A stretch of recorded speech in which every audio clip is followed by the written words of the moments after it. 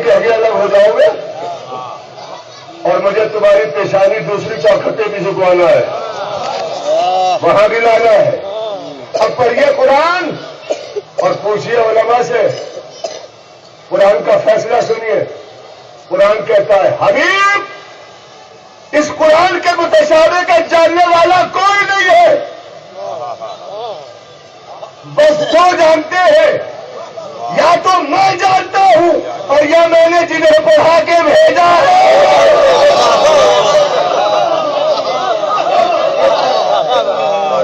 بس اس مجلس میں یہی طے ہونا کہ اللہ نے پڑھا کے کسے بھیجا ہے۔ سلام بھیجیے محمد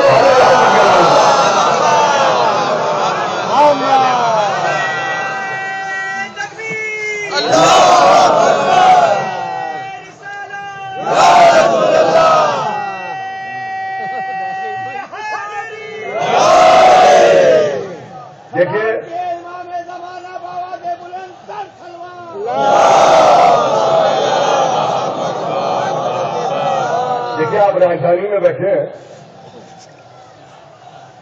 شاہ مردہ میں بیٹھے ہیں، یہ اتنا بڑا مجمع میری نگاہوں کے سامنے ہے اور آپ بھی دیکھ رہے ہیں۔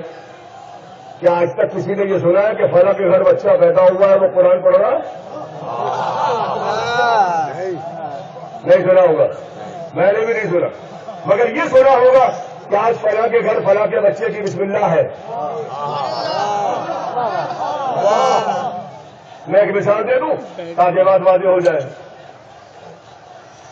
ایک صاحب تھے، انہوں نے اپنے بیٹے کو پڑھانا چاہا، بیٹے نے کہا ابا کچھ بھی کر لو پڑھ کے نہیں دینے کا ہوں۔ جملہ کہہ رہا ہوں اگر نہیں بولے تو میری ذمہ داری نہیں ہے۔ 40 برس تک کچھ نہیں پڑھا۔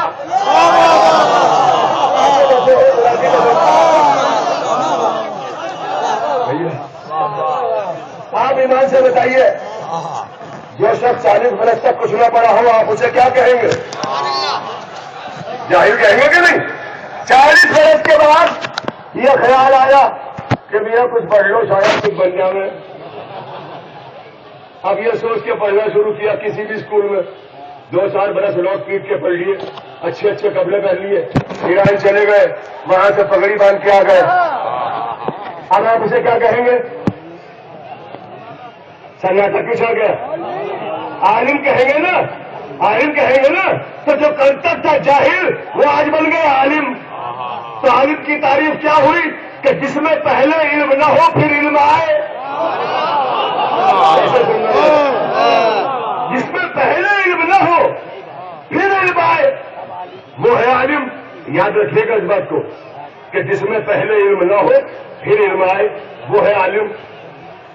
واہ پالنے والے یہ جتنے بھی مولوی چلتے پھرتے نظر آتے ہیں یہ ظرف ہے علم کے۔ کیا مطلب؟ علم نہ تھا یہ تھے، علم آ گیا مضبوط آ گیا، سر پہلے سے موجود تھا۔ یہ ان کی شان ہے جن میں علم ہے، جن میں علم ہے۔ مگر قرآن ان کا پتہ بتانا چاہتا ہے کہ جو علم میں آئے ہیں،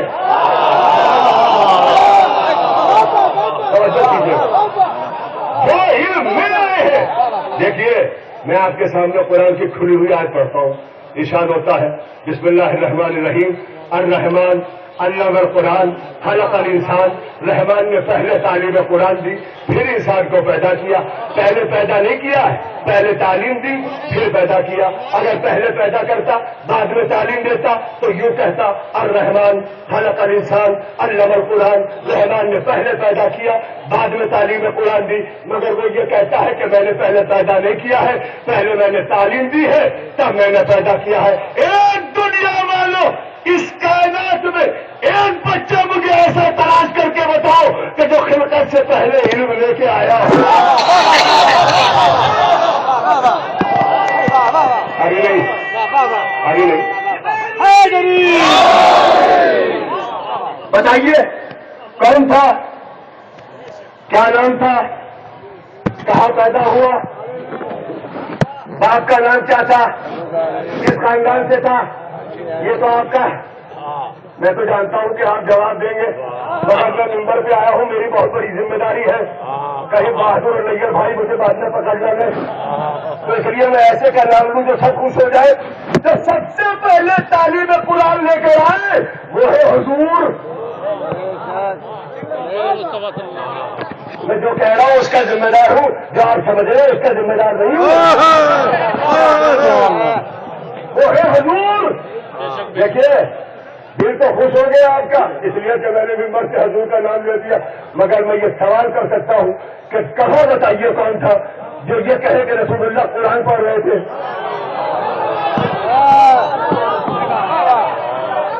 گواہ بتائیے، پیش کیجیے گواہ جو یہ کہے کہ رسول اللہ نے قرآن پڑھا تھا۔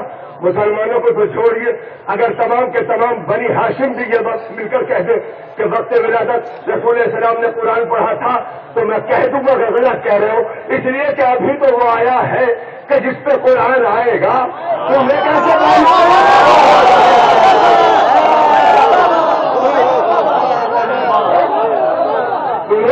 معلوم کہ رسول اللہ نے قرآن کو پڑھا تو پورے ملک کی توجہ میری محنت کو دیکھیے گا۔ دیکھیے میرے سرکار، اگر اللہ اپنی بات کو ثابت کرنا چاہتا ہے یا کرانا چاہتا ہے تو اس کا صرف ایک طریقہ ہے، ایک کہ پہلے دنیا میں نبی کو بھیجے، پھر کعبے میں کسی بچے کو پیدا کرے، نبی کعبے میں آئے، بچہ نبی کی آگوش پہ آئے، قرآن کی تلاوت کرے، نبی اس کی گواہی دے، تب میں معلوم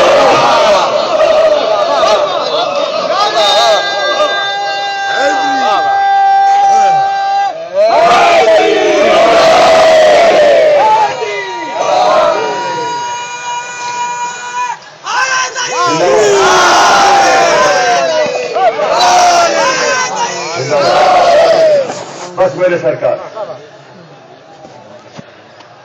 اس منزل پہ آنے کے بعد میرے والد مرحوم مولانا شمس الحسن بجنوری وہ اپنے سامعین تک تحفے کی شکل میں ایک نقطہ پیش کرتے تھے، میں آپ تک وہ نقطہ پہنچا رہا ہوں۔ ظاہر ہے کہ اپنے باپ کا میرا پڑھوں گا تو کون پڑھے گا؟ میرے والد مرحوم پڑھا کرتے تھے، پورے بندے کی توجہ،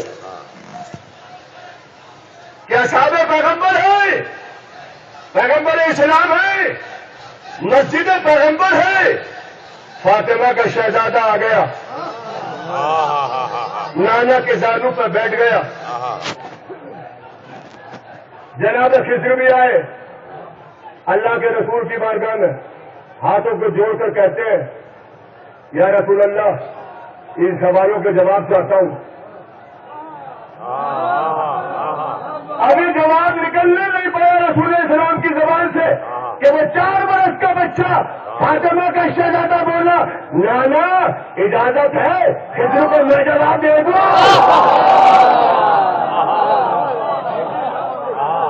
اب ظاہر ہے کہ 4 برس کا بچہ کرا کہ میں بتا دوں، نانا خوش ہو گئے، نانا کا جواب دے، جواب دے۔ امام حسن نے جواب دیے، جب جواب دے چکا فاطمہ کا شہزادہ تو رسول السلام نے جناب خضر سے پوچھا، دیکھیے مجمع متوجہ نہیں ہے، محنت کرنے کو میں تو محنت کر کے چلا ہی جاؤں گا، اب اللہ کی باتیں تھی، مشیت کے راز سے خضر کو یہ بتانا تھا خضر موسیٰ کو پڑھا کر اس غلط فہمی میں مت پڑ جانا کہ تو سب سے بڑے استاد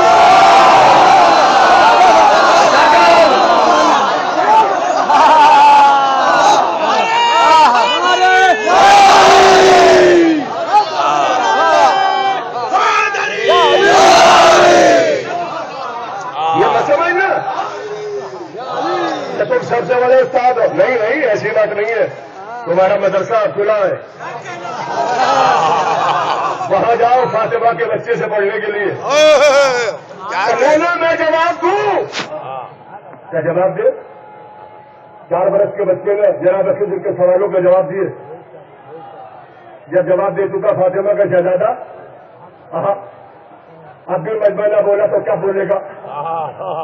تو رسول السلام نے پوچھا اے خضر جی ایک بات تو بتاؤ، کیا کئی 4 برس کے بچے کے جواب سے تمہیں تسلی بھی ہوئی کہ نہیں؟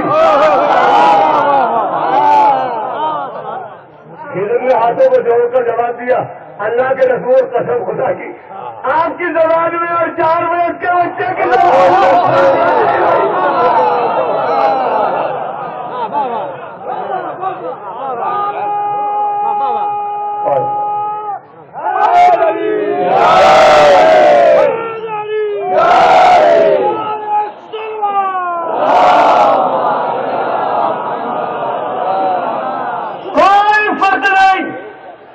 آپ کی زبان میں اور 4 برس کے بچے کی زبان میں آپ کو اس مجلس سے پیاسا جانے نہیں دینا چاہتا، لہذا پڑھوں گا، پڑھے بغیر بھی نہیں مانوں گا، اور جو پڑھوں گا اس کا ذمہ دار ہوں، جو آپ سمجھیں گے اس کا ذمہ دار بھی نہیں ہوں۔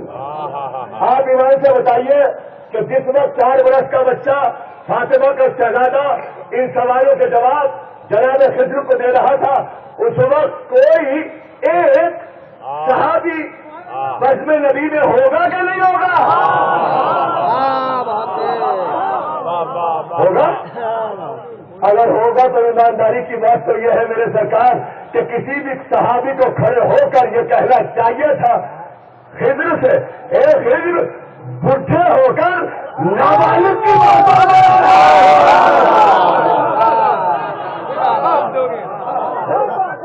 بچے کی بات کا اعتبار کر رہے ہیں، مگر میرے سرکار حسن مجتبیٰ نے خضر جیسے نبی کو پڑھا کر یہ بتا دیا کہ والراسخون فی العلم، جو اللہ کی بارگاہ سے پڑھ کے آتے ہیں وہ ہم ہیں۔ صلوات بھیجیے محمد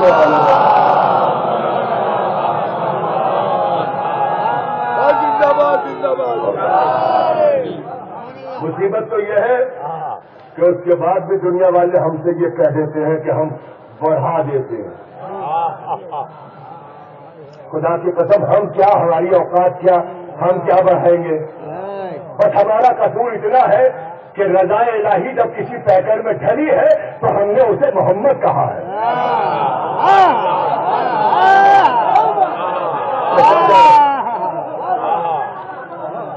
رضا الہی جب کسی پیکر میں ڈھلتی ہے تو ہم نے اسے محمد کہا۔ یہ رضا الہی آنکھوں سے دکھائی نہیں دیتی، پیکر میں ڈھل جاتی ہے۔ یہ بات دوسری ہے کہ ایک پیکر میں ڈھلے تو ایک ہے، 14 میں ڈھلے تو پھر 14 ہے۔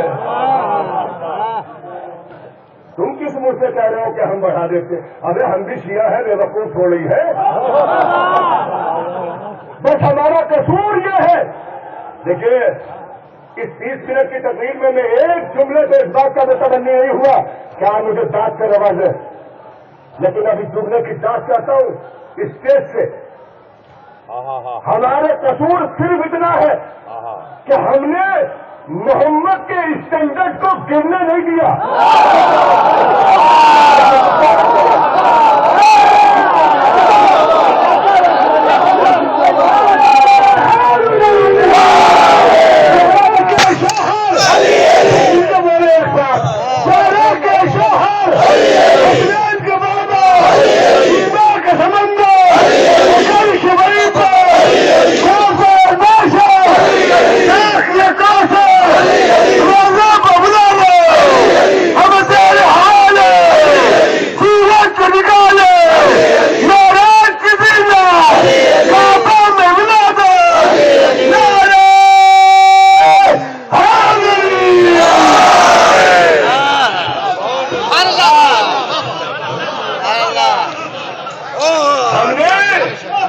محمد کے معیار کو کبھی گرنے نہیں دیا، محمد کے بعد محمد ہی کو مانا۔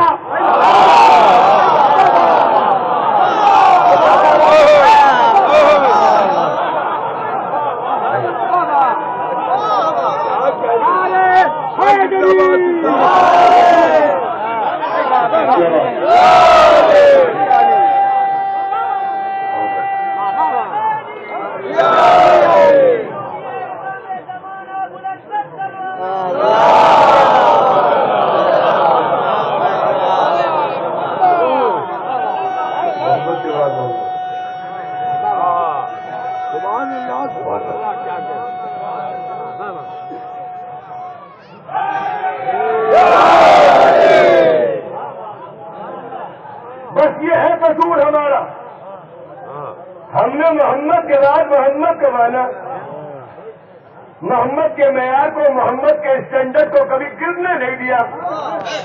اب جو جملہ میں نے کہا تھا اس کی صداقت اسی سے واضح ہو جائے گی کہ ہم بھی شیعہ ہیں، بے وقوف تھوڑی ہے۔ اور کیوں نہ مانتے؟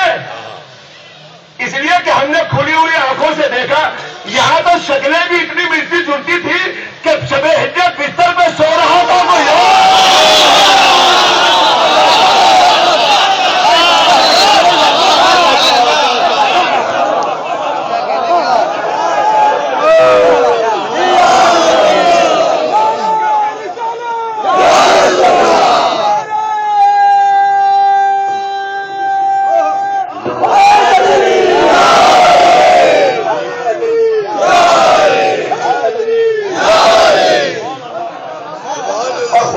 تو ایمانداری کی بات ہے، آپ علماء سے پوچھ لیجیے گا۔ میں تو پڑھ کے چلے جاؤں گا، میں پھر پڑھوں گا، پڑھے بغیر بھی نہیں مانوں گا، اس لیے کہ یہ ممبر بھی حق بیانی چاہتا ہے۔ اگر کوئی نہا کہاں کے بیٹھ جائے تو ایک بچہ بھی کہہ سکتا ہے اتر دے میرے باپ کے ممبر سے۔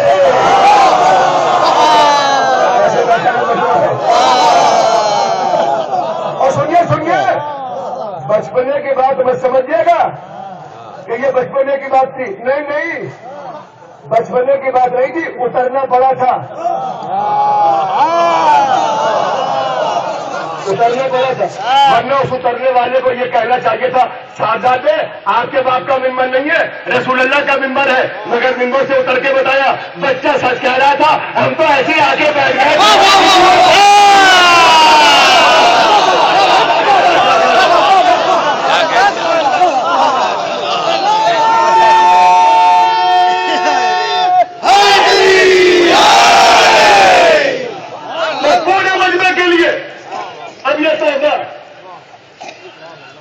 کل میں رشید بھائی کو گواہ کر کے، میرے چھوٹے بھائی ان کو گواہ کر کے، مولانا اقرار، مولانا لطفی صاحب، مولانا رضا صاحب سب تشریف فرمائے، ان کو گواہ کر کے، لیکن جملہ جب پہنچاؤں گا جب مل کے صلوات پڑھو گے اس سے پہلے نہیں۔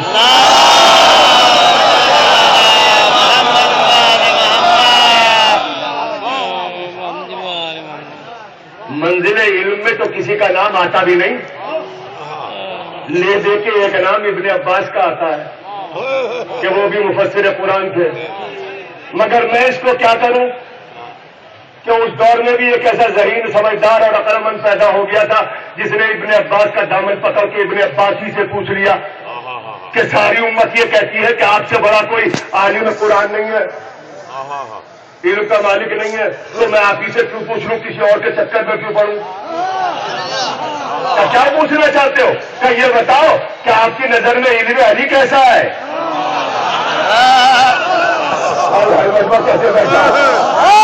آپ یہ بتائیے کہ آپ کی نظر میں علی کا علم کیسا ہے؟ کہ تو نے جب علم کے متعلق سوال کیا ہے تو تجھے مثال سے سمجھا دوں، کہاں سمجھا دیجیے احسان ہوگا۔ کہ تو نے کبھی سمندر دیکھا ہے؟ کہاں ہے دیکھا ہے؟ کہ تو نے کبھی قطرہ بھی دیکھا ہے؟ کہاں قطرہ بھی دیکھا ہے؟ کہ جب دونوں کو دیکھا ہے تو بس یہ سمجھ لے علی ایک سمندر کا نام ہے اور ابن عباس ایک قطرے کا نام ہے، اور اس قطرے میں بھی علی شریک ہے۔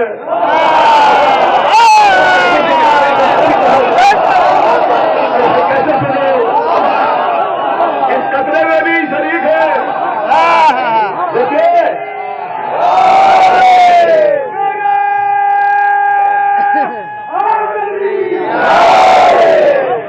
اس قطرے میں بھی علی شریک ہے، یعنی ابن عباس بتانا یہ چاہ رہے تھے کہ سارے سمندر کا پانی ایک تھا اور ایک قطرہ ایک طرف، اس میں بھی علی شریک۔ میں نے کہا ابن عباس تم نے بات تو بڑی عمدہ کہی، بات تو بہت عمدہ کہی کہ ہم قطرہ علی سمندر، قطرے کے معنی ہے نقطے کے، نقطہ علی سے ہٹ کے جانے کا کہا۔ علی تو پہلے ہی فرما چکے کہ میں وہ نقطہ ہوں جو میرے پیچھے محمد سب کی طرح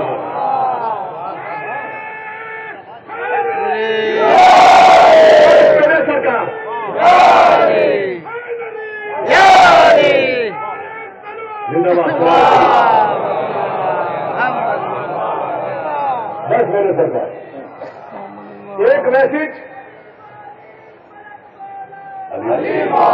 جواب دیجیے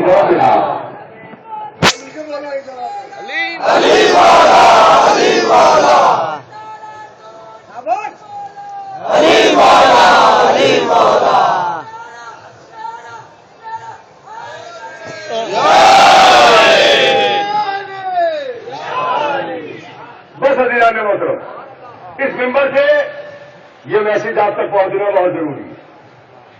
میں پہنچاؤں گا پہنچائے بغیر بھی نہ مانوں گا. خدا کی قسم آپ کا منصبی فریضہ ہے کہ آپ ہر ایک تک میرا یہ جملہ پہنچا دیں کہ ہم نے کان کھول کے سن لو بس ہم نے علی کو کسی کی ضد میں نہیں مانا.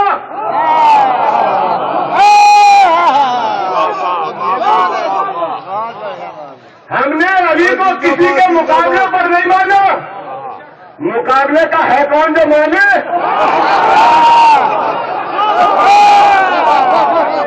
ابھی جنگلوں میں پیدا ہونے والے مولود کعبہ سے کیا مقابلہ؟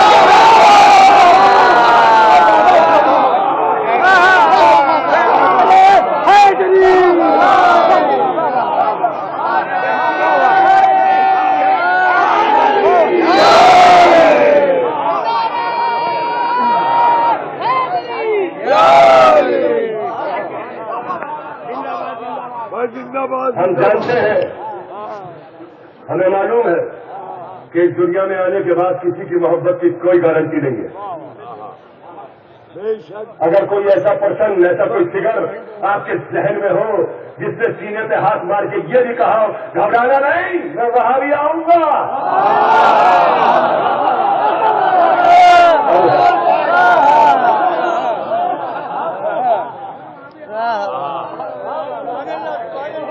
ہمارے مولا نے سینے پہ ہاتھ مار کے کہا گھبرانا نہیں دامن تم مت چھوڑنا آخری تک میں پہنچاؤں گا.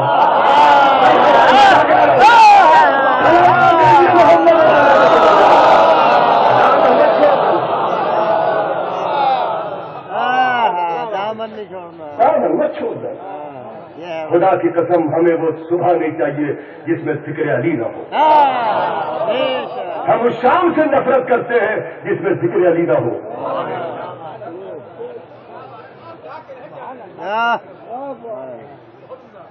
اس لیے کہ کسی کی محبت کی کوئی گارنٹی نہیں. پورے مجمع کے لیے وہ سمٹ کے آیا ہے. کیوں؟ دلیل سنیے تاکہ تقویت پیدا ہو جائے. ذخیرۃ المعارف ایک کتاب ہے. سنو چاہنے والوں اگر اپنا سکون چھوڑ کر اس مجلس حسین میں شرکت کے لیے آئے ہو تو سنو ذخیرۃ المعارف کی روایت پڑھ رہا ہوں. صاحب ذخیرۃ المعارف لکھتے ہیں کہ دنیا کے کسی حصے میں جا کر جب آل محمد کا چاہنے والا دم توڑتا ہے تو 14 معصومین کی روحیں آتی ہیں. آپ اپنا مرتبہ سمجھیے. 14 معصومین کی روحیں آتی ہیں. اور جیسا کہ شریعت کا حکم ہے علماء سے پوچھیے گا آپ نے اپنے سماج میں معاشرے میں گاؤں میں قصبے میں دیکھا بھی ہوگا کہ جب ہمارا چاہنے والا دم توڑنے لگتا ہے وقت احتجاج وقت نزاع آخری وقت تو شریعت نے یہ حکم دیا ہے کہ اس کے منہ میں پانی کے قطرے ڈالے جائیں. اور آپ اپنے چاہنے والوں کے منہ میں پانی کے قطرے ڈالتے بھی ہیں مرنے والے کے. صاحب ذخیرۃ المعارف لکھتے ہیں کہ جب آپ اپنے مرنے والے کے منہ پہ پانی کے قطرے ڈالتے ہیں تو ان 14 معصومین کی روحوں میں سے ایک روح 2 قدم پیچھے ہٹ جاتی ہے. اس منظر کو دیکھ کر ایک روح 2 قدم پیچھے ہٹ جاتی ہے. خدا کی قسم ہمیں زندگی بھر پتہ نہ چلتا کہ یہ کس کی روح ہے جو 2 قدم پیچھے ہٹی. مگر علماء نے ہم پہ احسان کیا ہے کہ ہمیں شرمندہ نہیں ہونے دیا. ہمارے علماء نے بتایا کہ یہ فاطمہ زہرا کی روح ہے جو اس منظر کو دیکھ کر 2 قدم پیچھے ہٹ جاتی ہے اور یہ کہہ کے ہٹ جاتی ہے کہ مرنے والے ارے تو کتنا خوش نصیب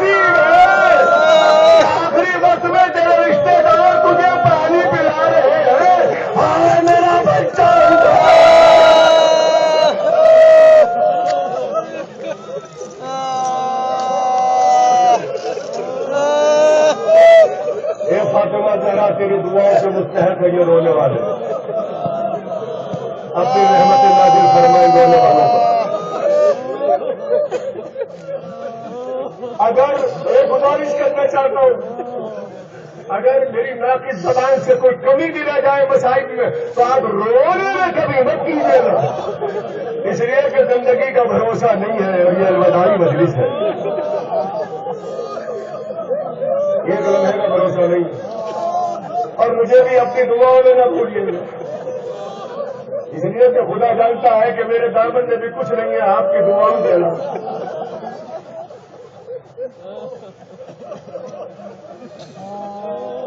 دیکھیے اس ممبر کا اسٹینڈرڈ ہے میرے بھائی میرے سامنے بیٹھے، اس ممبر کا ایک معیار، ہم اس کے معیار سے کبھی گر کے کوئی بات نہیں کرتے۔ اتنا بڑا مجمع میری نگاہوں کے سامنے، اور یہ ممبر سے اعلان کر رہا ہوں کہ میرے دامن میں کچھ نہیں ہے، میں نے ایک جملہ کہا آپ کی دعاؤں کے علاوہ، میرا بہت قلیل مطالعہ ہے،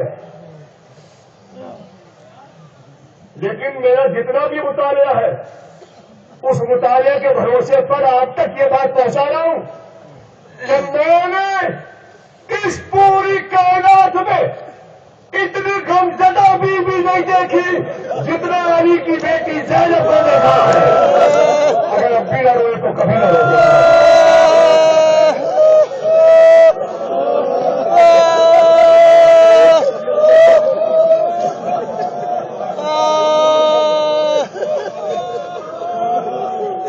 یہ جملہ میں نے کیوں کہا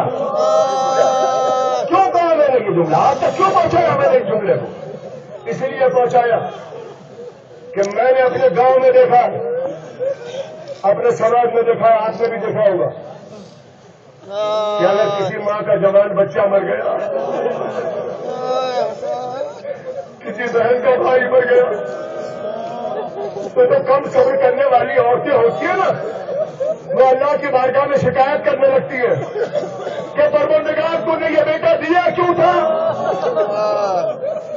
تو نے یہ بھائی ایسا کیوں کیا تھا۔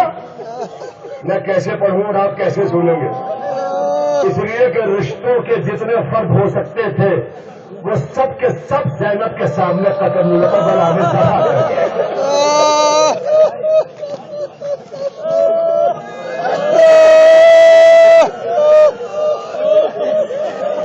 سب کے سب بھائی بھتیجے بھانجے بیٹے۔ ایک جملہ کہہ دوں، آزادوں کو گریہ کرنے سے روکیے گا نہیں، زینب نے بے کسی کا ماتم نہیں کیا ہے، بے کسی نے زینب کا ماتم کیا ہے۔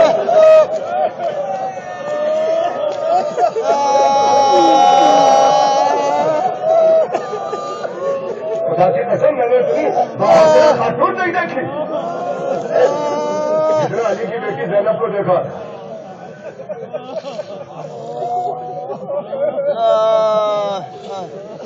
بڑی باحوصلہ خاتون،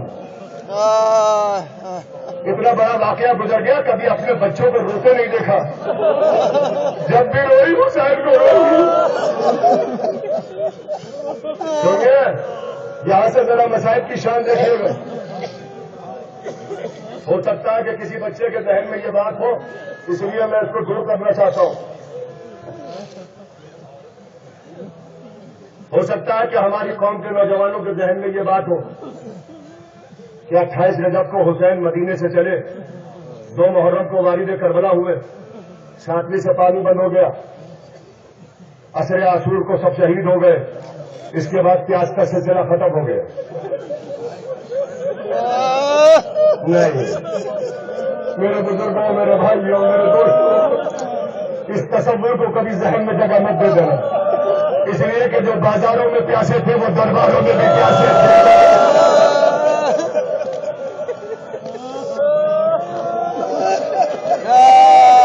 بس ایسے پیاسے تھے، سنیے ابھی میرے بیان کی مسجد دور ہے، ایسے پیاسے تھے 7 محرم سے عصر عاشور تک، ایسے پیاسے تھے کہ ایک قطرہ پانی کا انہیں نہ ملا۔ عصر عاشور کے بعد ایسے پیاسے تھے کہ کبھی اتنا پانی انہیں نہ ملا کہ ان کی پیاس بجھ جاتی. میں دیکھتا ہوں کون ایسی آنکھ ہے جس سے آنسوں کا سیلاب جاری نہ ہو جائے. آپ کہیں گے میں نے کیسے پہچانا؟ تو میں نے اس دن پہچانا جس دن علی کی بیٹی زینب کو زندان شام میں بیٹھ کے نماز پڑھتے ہوئے دیکھا. ہماری جانیں قربان ہو جائے دیوانے ہاتھوں کو جوڑ کے پوچھ لیا پھرتی اماں میں نے آج تک آپ کو بیٹھ کے نماز پڑھتے ہوئے نہیں دیکھا. کیا وجہ ہے کہ آپ بیٹھ کے نماز پڑھ رہی ہے؟ زینب نے جواب دیا بیٹا یزید کے یہاں سے تو کھانا اور پانی آتا ہے کب ہوتی ہے کہ میرے بچے پیاسے رہ جاتے میرے بچے بھوکے رہ جاتے لہٰذا اپنے حصے کا کھانا اپنے حصے کا پانی اپنے بچوں کو تقسیم کر دیتی ہوں اور مستقل تقسیم کرتے کرتے اب زینب اتنی کمزور ہو گئی کہ مجھ سے کھڑے ہو کے نماز نہیں پڑھی جاتی. اب بتائیے میں کیسے بیان کروں کہ زینب کب تک پیاسی رہی. سنیے مسائل کی شان دیکھیے گا اور مجھے دعاؤں میں نہ بھولیے گا. بار بار جملہ کہہ رہا ہوں مجھے دعاؤں میں نہ بھولیے گا.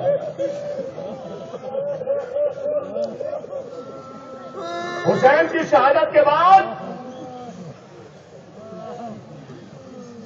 زینب جب بھی روئی بھائی پر روئی. ایک روایت ملی ہے جب بچوں کو یاد کر کے روئی جب کربلا سے لٹ کر مدینے پہنچی ہے.